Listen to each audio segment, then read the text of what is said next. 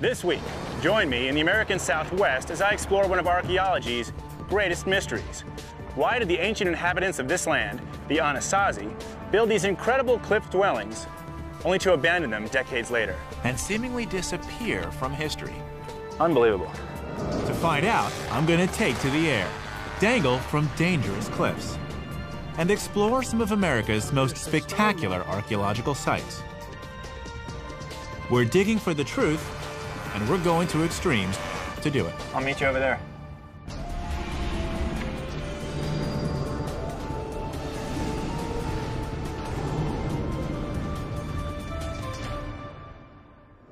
Mesa Verde, southwestern Colorado. Land of rugged canyons, soaring mesas, and some of America's most stunning prehistoric ruins.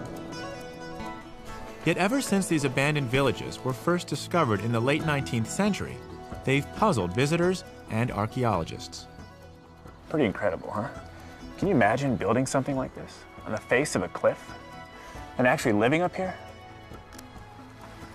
Hi, I'm Josh Bernstein, and the American Southwest is my home. But I've never gotten to the bottom of its most fascinating mystery, until now. Why did the ANASAZI decide to move to the cliffsides? And why would they then abandon this entire region only decades later, never to return? These questions are at the heart of a debate now raging between archaeologists and Native Americans. At stake is the traditional image of the peaceful ANASAZI. Everyone agrees that's how they began. The people who became known as the ANASAZI started to farm this area of the American Southwest as early as 1 AD. For most of their history, they lived in small, scattered villages on the mesas and in the valleys. But in the middle of the 13th century, something happened. The ANASAZI began to cluster together. They built high walls around their settlements, or took the precarious step of moving whole villages onto the cliff sides. Then, fewer than 50 years later, they abandoned these homes too, leaving behind most of their possessions as if they planned to return. Instead, they seemed to disappear from history. Were the ANASAZI invaded by another tribe? Or did they succumb to drought? Why did this complex and far-reaching civilization suddenly collapse? What happened? My exploration begins with Larissa Kumawana, a ranger at Mesa Verde National Park.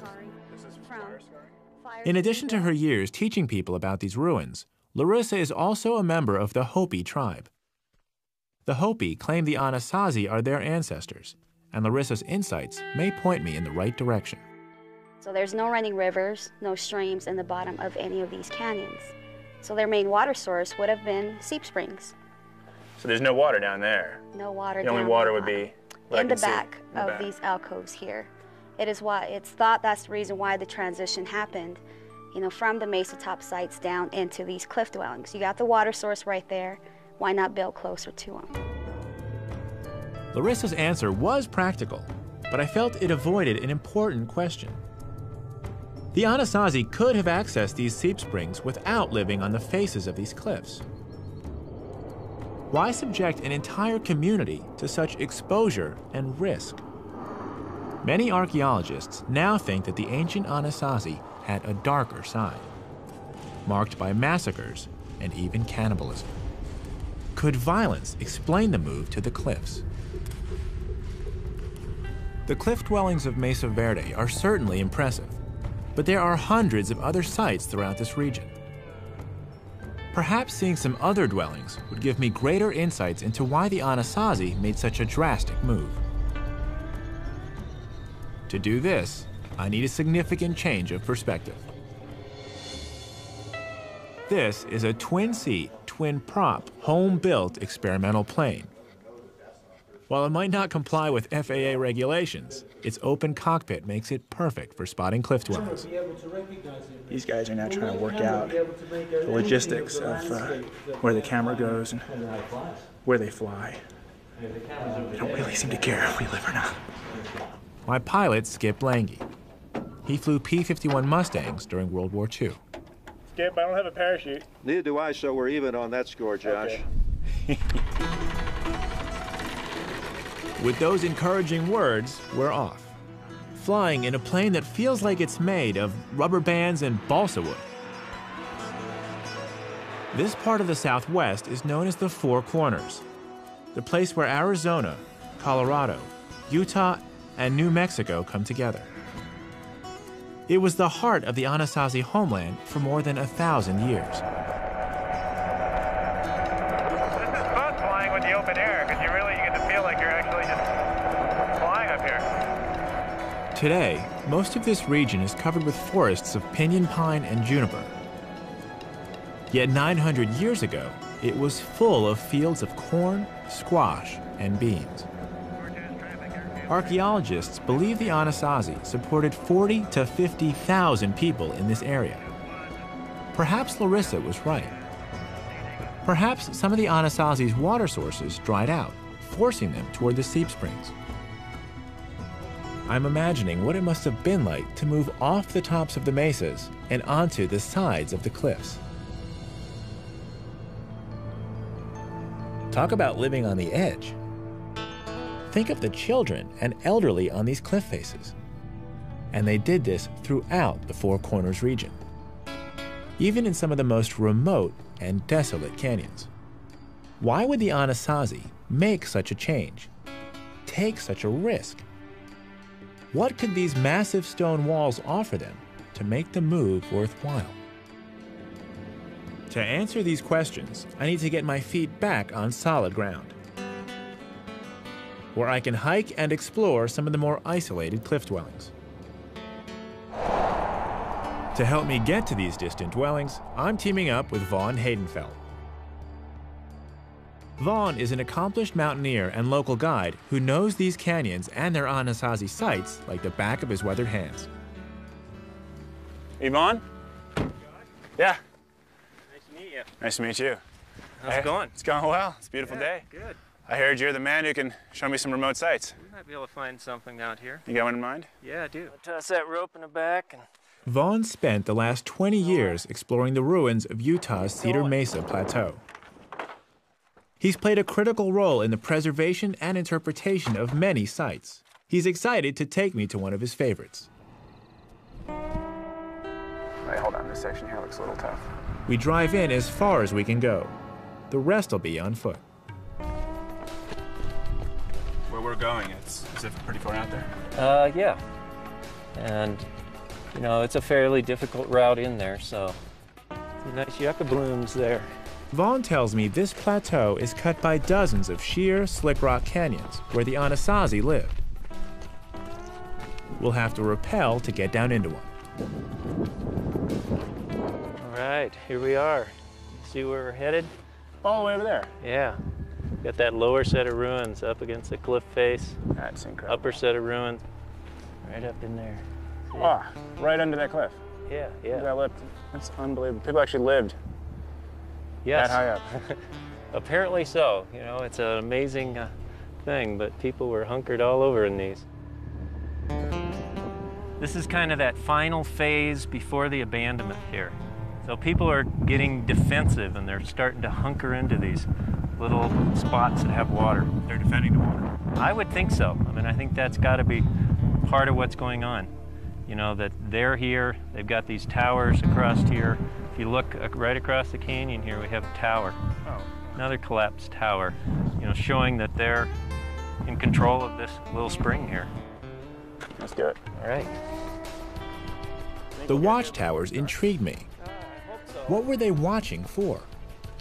One thing that continues to blow me away every time I see these sites is, first of all, how well they blend in to the rocks around them. If you didn't know where to look, you can miss it like that. You would never see that thing. And second, why would they build on the face of a cliff? It seems like the worst place to be dragging rocks and making a shelter for the night.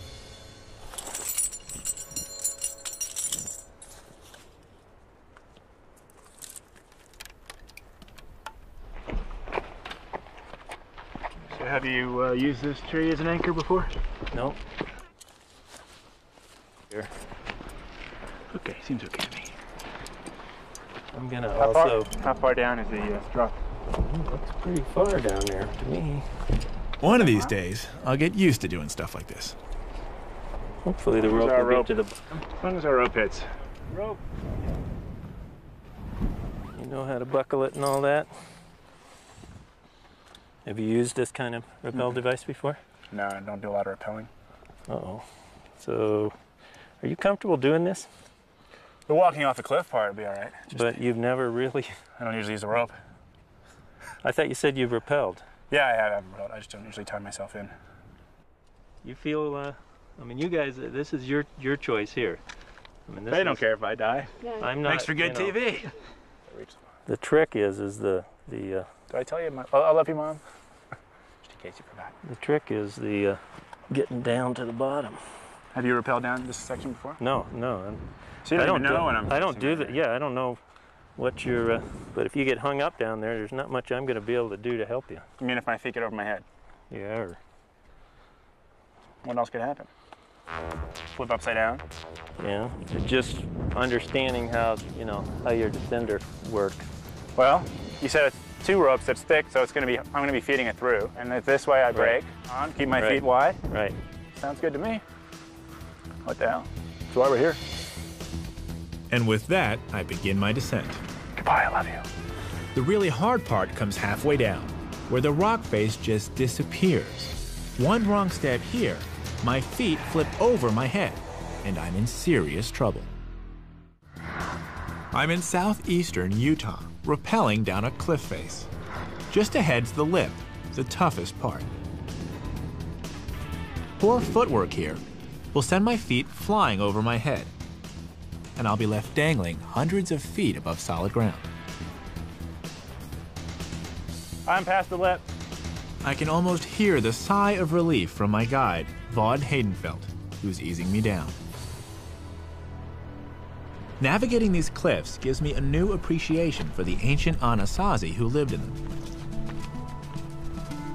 It's their mystery I'm pursuing out here on Utah's Cedar Mesa Plateau. Why did the ANASAZI move into the cliffs and then disappear from this area 800 years ago? At Mesa Verde, I learned that Native Americans believe the cause was drought. But some archaeologists think it's a lot more complicated and violent. Look up above, the large spiral. Oh, wow. Wow, that's incredible. Yeah, it's an incredible spiral. It's a really large one. Pigment's still in pretty good shape. You have a sense of what that meant? The spiral?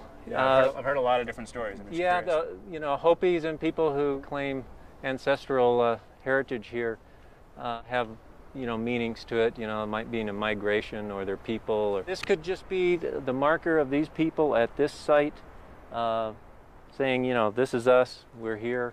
Well, the dwelling's just over here this way. Yeah, let's go down and have a look at the best part. We're coming right out to the edge of this ledge, which starts getting that kind of defensive nature. A wall here.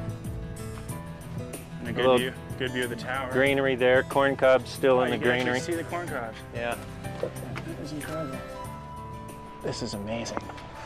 These corn cobs are over 800 years old, and they're still here as if they were left just yesterday. Unbelievable.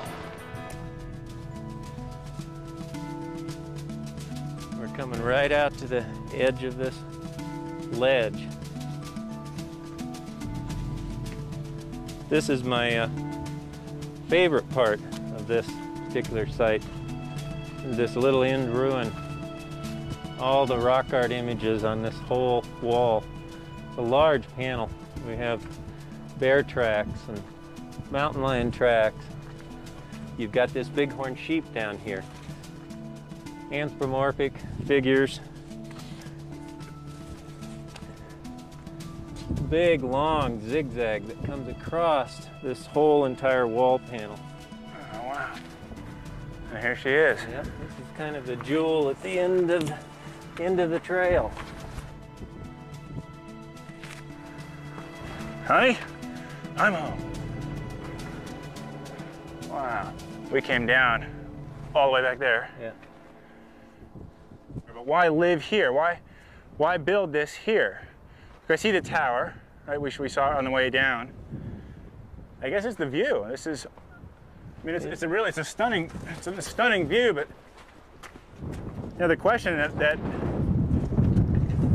what I don't get is, this isn't easy. You know, they had to bring these rocks here, if not break them from the wall, and there's a lot of work. Yeah. So why? You know, why live here? Why bring their babies and their grandchildren to such a precarious location and live their lives here? Because something's going on that's forcing them into these kind of situations. And you think it was warfare or well, there's tribal certainly strife unrest, going on. yeah. There had to have been something to get people to have to bring their living up into these kind of places. Mm-hmm. You know, out on ledges. You know, you've got huge drop-offs right out from your doorway. You can't really see. You have to mix mortar, get water up here to mix all this mortar to put these stones together. It's just an amazing amount of effort, and it's not easy. As you can see, the closest water here is down in the canyon bottom. What are these holes? They're called loopholes. What are they seeing? This one shows me basically that big rock. Yeah, which could be a route of people coming up into this site. So if you start looking at these, they're called loopholes. If you start looking through them, a lot of times along walls, they point in different directions and show you things happening. So some people would call this a very defensive posturing type of aspect to this architecture. You know, it could be, you could be looking at your water, you could be looking at a ledge where somebody might come across to come into your site, possibly to attack you, whatever. So some people interpret these as another kind of defensive type of posturing in these loopholed walls. You know, this is kind of the last structure on this whole ledge system. You know, is this the final holdout right here? We don't know. And I'd like to stay longer. The sun's starting to head down over the canyon rim, and we probably ought to start heading out of here. The ANASAZI's hideaway definitely felt like an outpost or watchtower. But what were they watching for? Vaughn says that their most likely enemy, the Navajo, didn't come to this area for at least another 100 years. In fact, there doesn't seem to be evidence of any other tribes around here in the 13th century. So who was the enemy? I need to find out what was happening to the ANASAZI before they moved into the cliffs. It's time to visit an old friend. He's a developer near Cortez, Colorado, just down the road from Mesa Verde. There's no bigger enthusiast about the ANASAZI. He's found hundreds of ruins on his land, entire villages where the Indians lived before they took to the cliffs.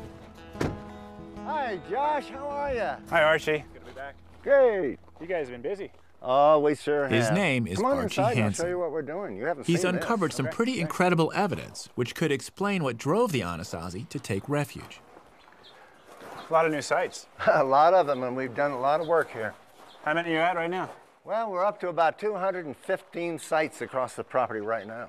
And you can come out and Archie's prize site is this partially reconstructed pueblo that probably housed about 20 people, or 4 families. way over there in that kiva. So we have quite a network. It was occupied continuously from around 650 to 1150 AD. One of the most fascinating things Archie's found is a maze of tunnels that connect the communal rooms, or kivas, with the other living areas. And I've just got to explore where they go. But I find out the hard way how small these people were. The men were about 5'4", the women only 5 feet tall. Tight squeeze, Arch. At 6 feet and 180 pounds, I can barely squeeze through. And this is only the beginning of what Archie's excavations have uncovered. Look at all these pot shards. Look at this.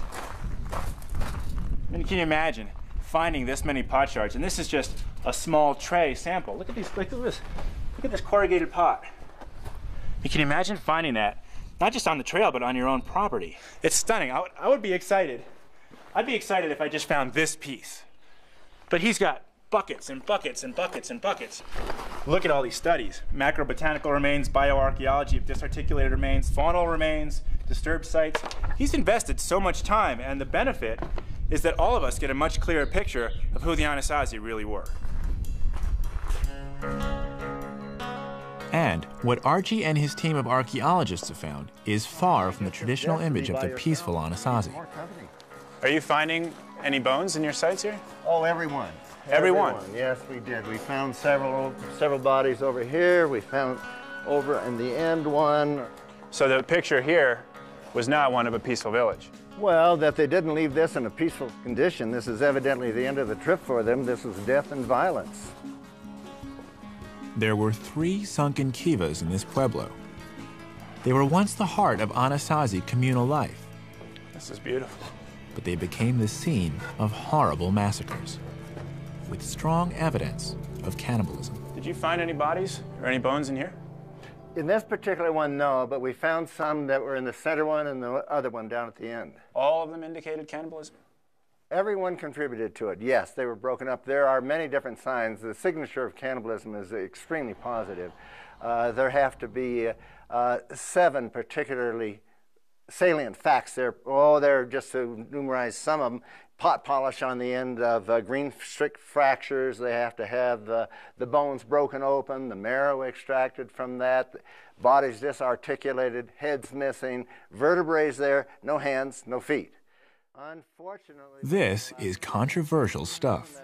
Native Americans strongly object to their ancestors being characterized as cannibals. Yet many archaeologists find the evidence in ANASAZI sites compelling.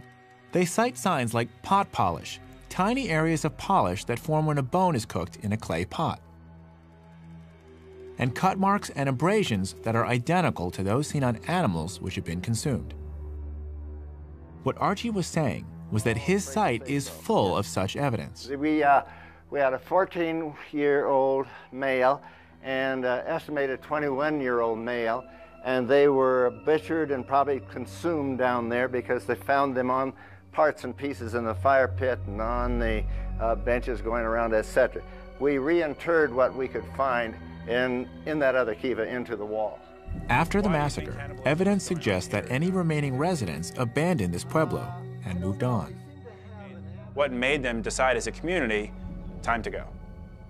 Well, I think that if I was back in that day and age and I had a marauding force come in here and wipe out an entire pueblo where I was living, stuff bodies in the kiva and everything else, that I would think was not a very good place to live, and I think I would move. I would want more protection. So you're saying that the warfare wasn't internal. There was actually marauders coming into these communities? Well, you've opened a whole box of guesses about that one.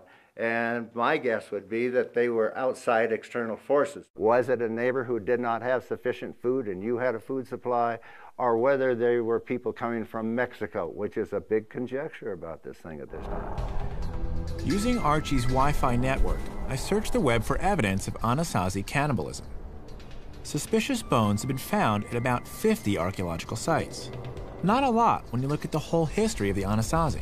But the curious thing is that almost all the evidence dates from the same period, beginning around 900 AD and peaking around 1150.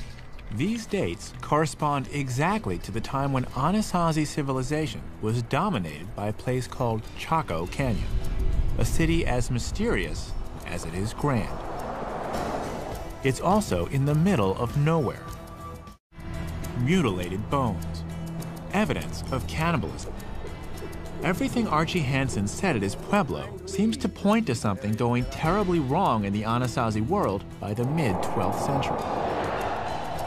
And the clues to this violence point to Chaco Canyon, the ANASAZI's greatest achievement, now a desolate ruin in the New Mexico desert.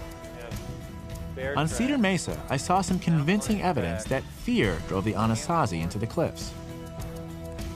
To understand the root of that fear, I have to understand Chaco and what shook the walls of that great stone city. I need to see these ruins from above, so I've called in my friend Bubba Peters with his PPG to help get me into the air. PPG is short for Powered Paraglider, and Chaco's so big I need something like this contraption to get the lay of the land. But strong winds can make flying tricky, even fatal if I'm not careful. 80 pounds of wind machine. He puts out a 28 horsepower. One small step for man. Prop clear?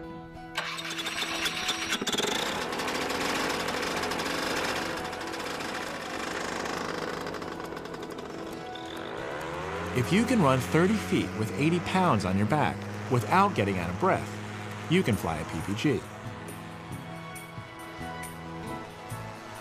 If it's calm, you can travel about 25 miles per hour and stay up for 3 hours on just 4 gallons of gas. Pretty economical for views like these.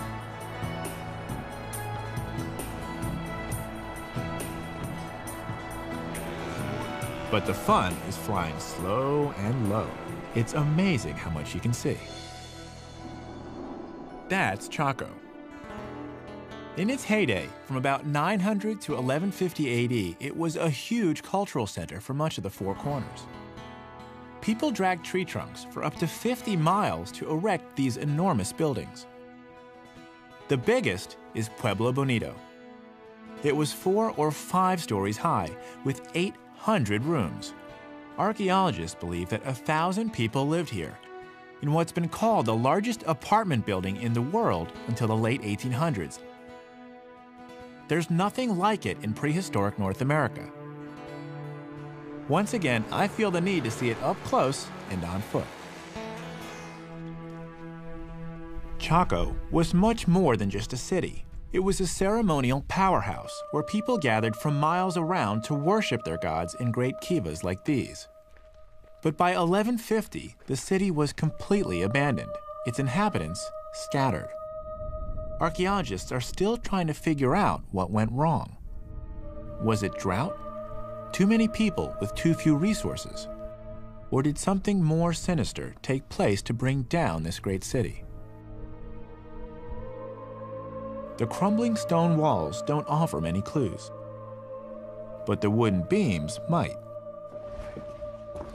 I've come to one of the only intact rooms left in Pueblo Bonito. Is this really a prehistoric beam? Oh yes, this is the original roof support of this room. Wow. And we're going all the way to the center of the log? Center of the log, where the pin Drilling into an ancient roof beam may seem pretty strange. But when studying structures like Chaco, this is one of the most important tools archaeologists use. 18-volt DeWalt. I'm getting what's called a core sample, a little piece of wood that can help determine when this room was built. Dendrochronology is the science of dating wood by studying tree rings, and nobody knows more about it in the American Southwest than Dr. Jeff Dean. How accurate? I'm just wondering, how accurate is the data? Well, when we take this core back to the lab and analyze it, we can date the year in which that tree was cut down. Really? Yeah, like there is no plus or minus. This is, say, 1120. And it's 1120 and not 1119 and not 1121. Is that far enough? Yep. 10 minutes later, and I've got it. First we take this My own piece of data to add to the scientific record. All right, let me show you what we have here. If you hold out your hand, we should produce a core from the log. Amazing. Ooh, it's warm. You can blow the sawdust away. Ooh! I dropped the core. Still good. Okay, well, let's take that Turns out this little sample carries an amazing amount of information. Tell me what we got. Yep. Let me show you what we just did in there. This is a cross-section of another Chaco beam. So this core is dated by matching the ring width variability in this sample to ring width variability in this one. So each, let me make sure I get this, each ring is a year. Each ring is a year. Big rings mean wet years. Small rings mean dry years. And then by laying this core sample against it, we can find out where the core sample where this is. goes in the years. That's right. And then how do we know what year we're looking at? Because, is there a master chart that we lay this against? Yes, this is part of the master chart, and this series of ring widths in here are compared to those.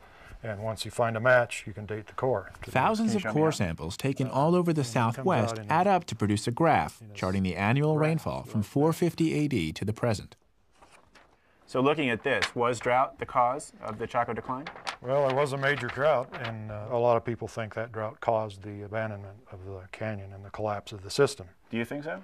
Well, I think it was part of the equation, but there are other factors involved as well. What were the others? I think there was a combination of drought, adverse conditions in the floodplain, plus the high population. Obviously, these ruins represent a large number of people, so you have these three factors that combine to trigger the abandonment of the canyon. Drought has always been a fact of life in the Southwest. The people of Chaco Canyon had weathered bad droughts before. And Jeff's tree ring data show that those droughts didn't stop the ambitious building. But in the 1100s, the drought did. Chaco is an eerie place with its own mysteries. Like, how did its priests become powerful enough to get this huge ceremonial center built? Archie Hansen said one theory is that Indians came north from Mexico. Some archaeologists think that they took over Chaco, terrorizing the people. I've been to Mexico. I know that the Toltecs and the Aztecs practiced bloody rituals of human sacrifice. I've seen the skull racks they'd fill with the remains of their enemies. Maybe this could explain why cannibalism suddenly appeared in ANASAZI history. But it's just a theory. If only these stones could talk. But the ANASAZI left us no written records. Was Chaco the scene of grisly rituals that spread throughout the ANASAZI world? Today, some archaeologists are seeking answers to Chaco's mysteries in the smaller communities which help supply the great city. Dr. John Kantner and his archaeology students from Georgia State University are digging at one of these ruins. I'm hoping John will be able to tell me more about what happened at Chaco. What is this site that you guys are excavating? Well, this is a small household. This community here, which we call Blue Jay Community, probably had 3 dozen of these small households, maybe 4 dozen of them. And Chaco is 50 miles, yeah, give or take. It's right, exactly. That way. Exactly. How then does this site give you clues into the rise and fall of Chaco culture over there? Chaco Canyon has very little of its own in the canyon. There is a little bit of water there. They certainly could support some farming. But as far as other resources, there's just not a lot that's there. It's in the middle of nowhere. It's one of the most desolate places you'll find in the entire Pueblo and Southwest. These communities over here are much better positioned. It's a bit wetter here. There's more raw stone materials. There's more wood. And so these people here were the ones that were carrying a lot of the goods into Chaco Canyon to fuel it. Everything that Chaco did had to be fueled by people coming from outside of the area. People in small villages just like this. So the people here have what they need. People here have what they need, exactly. And what does the Chaco culture have that these people need? Yeah, that's a great question. That's what we're sort of trying to figure out exactly. I think that most archaeologists would agree that Chaco eventually becomes a pretty powerful pilgrimage center, one espousing a religious belief that these people seem to adhere to. What the Chacoans' religion was, nobody knows for sure. Many archaeologists believe it had a dark side. That could explain the instances of cannibalism and why people would walk 50 miles just to get close to its power. People believe so much in whatever it is that Chaco is doing that they're willing to carry goods to Chaco, fuel its very existence.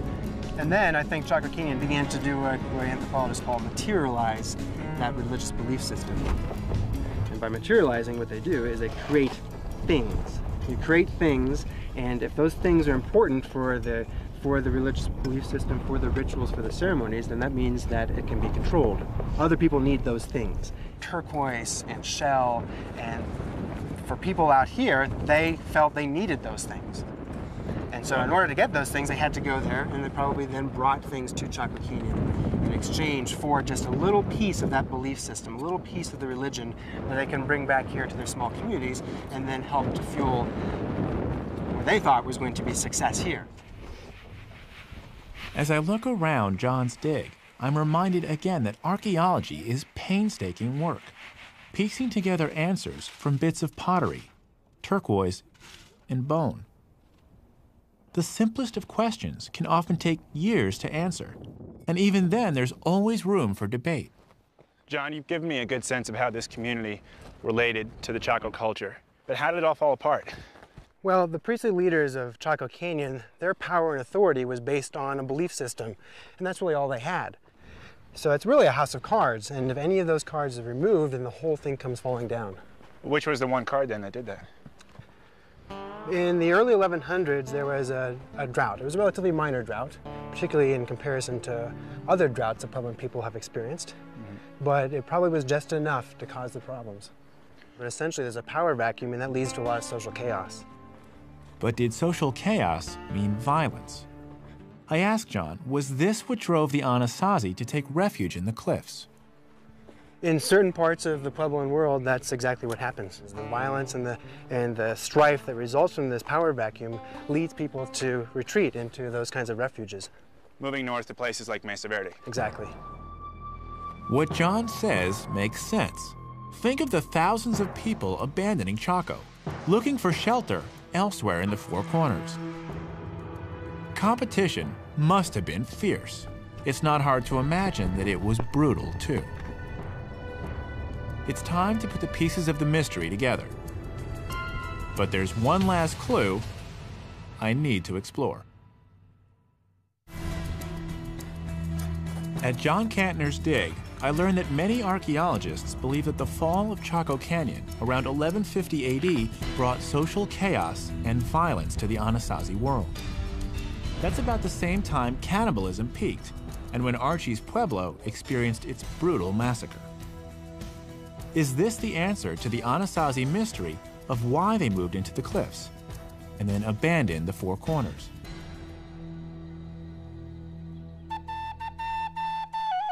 Yet there's another side to this story. Indians to the south of the Four Corners claim to be descended from the ANASAZI. The Pueblo, the Zuni, and the Hopi have their own oral histories about their ancient ancestors. I've spoken to one Hopi at Mesa Verde, Larissa Kumawana, who told me that the ANASAZI moved to the cliffs to be closer to their water sources. Now I'm going to hear more of the Hopi side of the story.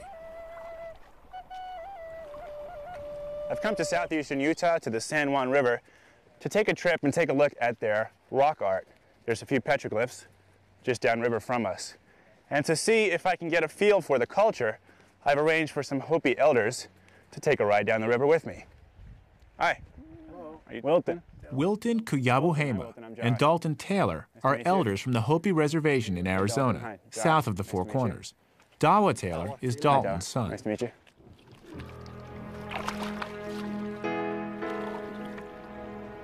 Native Americans who claim ancestral ties with the ANASAZI are very hesitant to share their clan histories. It's private, and out of respect, I'm cautious with my questions. Do you have a personal perspective on the ANASAZI and what they did out here? The ANASAZI, I think there's one misunderstanding about the word ANASAZI. Yeah. And in Hopi, we call them Hisatsino. People of the past.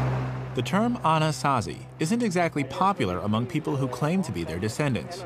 That's because it's a Navajo word that means ancient enemies. Today, many prefer to use the term ancestral Puebloans instead of ANASAZI. We near a bend in the river. The elders are quiet, so I'm quiet too. But I'm hoping that the petroglyphs we'll soon see will be enough to set them talking.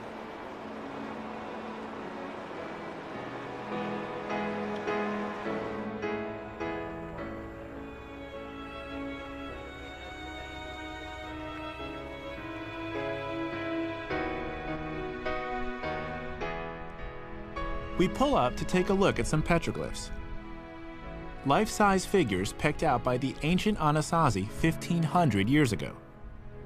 But they're just too old. The Hopi can't interpret them. Yet nearby are some other petroglyphs they find very familiar. Looks like there's something right here. Oh yeah, that's the spiral. That's a spiral. That's a migration story right there. Migration. Oh yeah, come on up. So here, they occupy, it's the center where they occupied it, and when they go this way. To the Hopi, the spiral means their people were once here, at this place in the Four Corners. To them, the ANASAZI mystery is simply a story of migration. They abandoned the area because it was time for them to go, not because of social chaos or violence. Looks like there's a head here. It takes several hours, but I finally feel comfortable enough to ask Wilton the toughest question of all. Wilton, were the ANASAZI cannibals? No, not really. How do you know? Because from the time when the migration started a long time ago, there is no enemies. Until the second group, like Navajos and these other Paiute, they're the ones that come in and doing the warfare with the Hopi people. Because of this? To the Hopi, there were no enemies before the Navajo. It's not a new one. And they didn't come to the Four Corners until long after the ANASAZI were gone. But what if the enemy wasn't an invader? And the other one is... I remember what Vaughn said to me on that remote ledge in Cedar Mesa. My opinion, there was all sorts of conflicts going on. Probably, my guess is, among people living here, not outside forces necessarily. Some people do think that there was an outside influence of other people coming in and putting pressure on these people. But my guess is it's probably people, maybe in the next canyon over. As I learned from Vaughn, Archie, and John Cantner, violence and probably warfare drove the ANASAZI into the cliffs. But it's most likely that their enemy was none other than the ANASAZI themselves. As for the second half of the mystery, the Hopi story of migration fits. The ANASAZI didn't disappear. They simply left the Four Corners. The tree rings show that a great drought descended on this area in the late 13th century.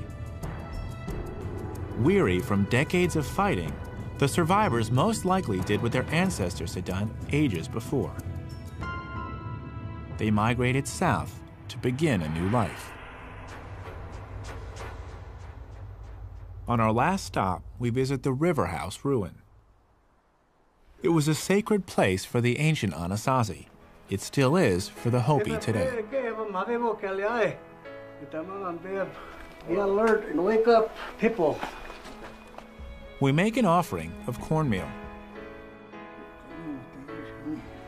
New evidence may one day settle the issue.